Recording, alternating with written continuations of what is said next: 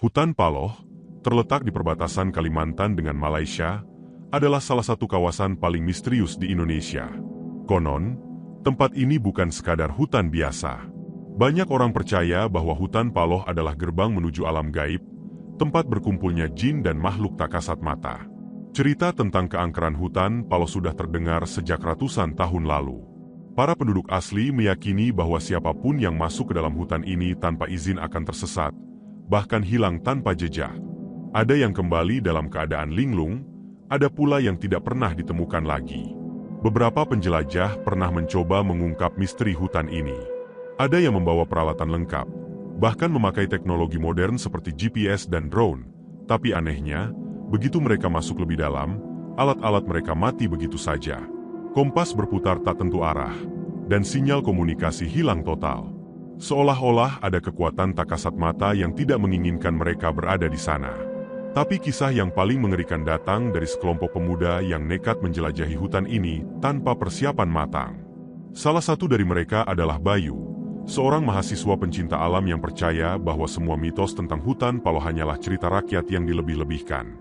Bersama 3 temannya, Rizal, Wulan, dan Andi, mereka memutuskan untuk membuktikan bahwa hutan ini tidak seangker yang dikatakan orang. Saat pertama kali masuk, semuanya tampak biasa. Pohon-pohon tinggi menjulang, suara burung dan serangga terdengar seperti di hutan pada umumnya. Namun, setelah mereka berjalan lebih jauh, atmosfer mulai berubah. Udara terasa lebih dingin, meskipun seharusnya mereka berada di daerah tropis. Suara-suara hewan perlahan menghilang, digantikan oleh keheningan yang mencekam. Saat malam tiba, mereka mendirikan tenda di sebuah area yang terlihat cukup lapang. Tapi, di tengah malam, Wulan terbangun karena mendengar suara bisikan. Ia membuka matanya perlahan dan melihat sesuatu yang membuat darahnya membeku. Di luar tenda, berdiri sosok tinggi berwarna hitam pekat, tanpa wajah, hanya 2 mata merah menyala yang menatap ke arahnya. Sosok itu tidak bergerak, hanya berdiri di sana, diam. Wulan mencoba membangunkan teman-temannya, tapi suaranya seperti tercekik di tenggorokan.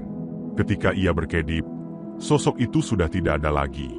Keesokan paginya, Wulan menceritakan apa yang ia lihat, tapi Bayu hanya tertawa. Mungkin cuma mimpi, katanya santai. Namun, saat mereka bersiap melanjutkan perjalanan, sesuatu yang aneh terjadi. Jejak kaki yang mereka buat kemarin menghilang. Tidak ada jejak sama sekali di tanah, seolah-olah mereka tidak pernah berjalan di jalur itu sebelumnya. Ini tidak mungkin, kita kan jalan ke sini kemarin, seru Rizal panik. Mereka mulai menyadari bahwa mereka telah berjalan dalam lingkaran. Setiap arah yang mereka tempuh membawa mereka kembali ke titik yang sama. Lalu, Andi menemukan sesuatu yang lebih menyeramkan. Di salah satu pohon besar, terdapat ukiran aneh yang sepertinya bukan buatan manusia. Tulisan itu seperti aksara kuno yang tidak mereka mengerti. Tapi yang membuat mereka bergidik adalah, saat mereka mendekat, terdengar suara perempuan tertawa pelan, nyaring tapi bergema di sekeliling mereka. Mereka saling pandang. Tidak ada siapapun di sekitar mereka.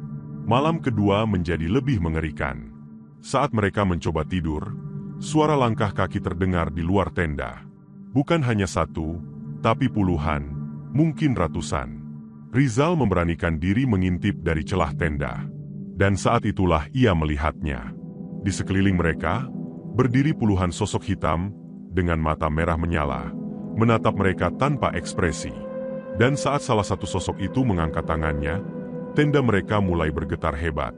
Bayu, yang masih belum percaya dengan hal-hal mistis, nekat keluar dan berteriak, "Kami tidak takut." Tapi yang terjadi selanjutnya membuatnya menyesal seumur hidup. Salah satu sosok itu mendekat dengan kecepatan yang tidak masuk akal. Dalam hitungan detik, ia sudah berdiri tepat di depan Bayu.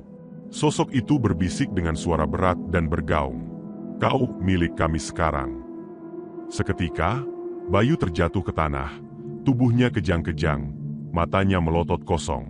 Mulutnya bergerak, tapi bukan suara manusia yang keluar, melainkan gumaman dalam bahasa yang tidak mereka mengerti. Rizal dan Andi segera menariknya kembali ke dalam tenda, sementara Wulan menangis ketakutan. Mereka tidak bisa lari, karena kemanapun mereka pergi, mereka selalu kembali ke tempat yang sama. Dan di kejauhan, terdengar suara azan subuh berkumandang. Tiba-tiba, seluruh sosok hitam itu menghilang seperti kabut tersapu angin. Suara langkah kaki berhenti, dan udara kembali hangat. Dengan sisa tenaga, mereka menyeret Bayu keluar dari hutan, mengikuti arah suara azan. Ajaibnya, mereka menemukan jalan kembali dan berhasil keluar.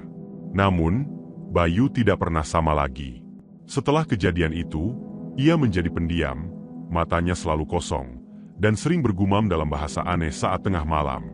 Kadang-kadang, ia tertawa sendiri, dan kadang ia menangis tanpa alasan. Hingga suatu malam, saat keluarganya mencoba membawanya ke seorang ulama untuk diobati, Bayu tiba-tiba menghilang. Yang tersisa hanya suara tawa lirih yang bergema di kamar kosongnya. Sejak saat itu, tak ada lagi yang berani memasuki hutan Paloh. Mereka tahu, sesuatu yang lebih besar daripada manusia tinggal di sana. Dan siapapun yang masuk tanpa izin, mungkin tidak akan pernah kembali. Malam itu, keluarga Bayu panik. Mereka mencari ke seluruh penjuru rumah, tapi Bayu tidak ditemukan. Ayahnya berlari keluar, berteriak memanggil namanya, sementara ibunya menangis histeris di sudut ruangan. Namun, sesuatu yang lebih mengerikan terjadi. Di dalam kamar Bayu, di dinding kayu yang sebelumnya bersih, kini penuh dengan coretan aneh.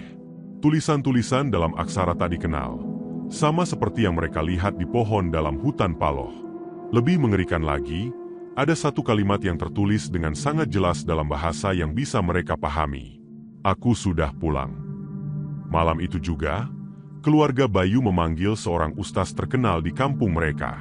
Ustaz Rahman, seorang lelaki parubaya dengan janggut putih dan sorban lusuh, datang membawa tasbih dan air zam-zam. Begitu masuk ke kamar Bayu, ekspresinya langsung berubah. Ada yang tidak beres di sini, bisiknya. Ustaz Rahman duduk di tengah kamar dan mulai membaca ayat-ayat suci. Saat ayat pertama dilantunkan, lampu kamar berkedip-kedip, lalu mati total. Suasana menjadi gelap gulita, hanya diterangi oleh cahaya dari lampu minyak di luar kamar. Tiba-tiba, terdengar suara tawa. Bukan tawa manusia, bukan pula suara Bayu.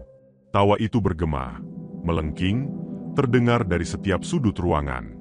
Seakan ada sesuatu yang bersembunyi di kegelapan, mengawasi mereka dari dekat. Keluar kau, wahai jin laknatullah. Ini bukan tempatmu, seru Ustaz Rahman. Tiba-tiba, lemari di pojok kamar berguncang hebat. Pintu-pintunya terbuka sendiri dengan suara decitan tajam. Dari dalamnya, muncul sosok yang tak pernah mereka bayangkan. Bayu. Namun, bukan Bayu yang mereka kenal. Matanya hitam pekat, bibirnya robek hingga ke pipi, dan kulitnya pucat seperti mayat yang sudah berhari-hari membusuk.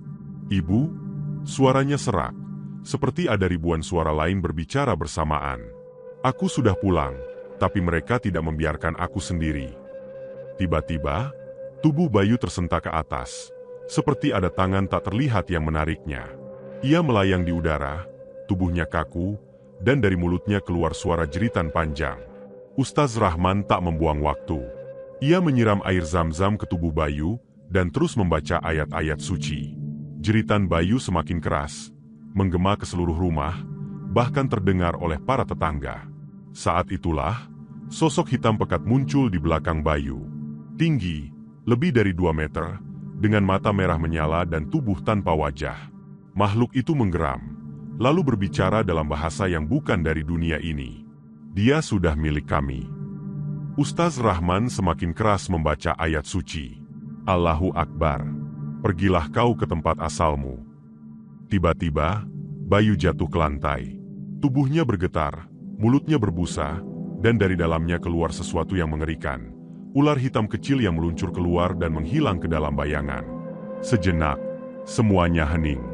Mereka mendekati Bayu yang kini terbaring lemah. Ibunya menangis, mengguncang tubuhnya, berharap ia sadar. Bayu membuka matanya perlahan. Namun, yang mereka lihat bukan mata anak mereka. Mata itu masih hitam pekat. Dan sebelum ada yang bisa bereaksi, Bayu tersenyum lebar, lalu berbisik pelan. Aku belum sendiri. Lampu di rumah pecah bersamaan. Dan malam itu, jeritan terdengar di seluruh desa.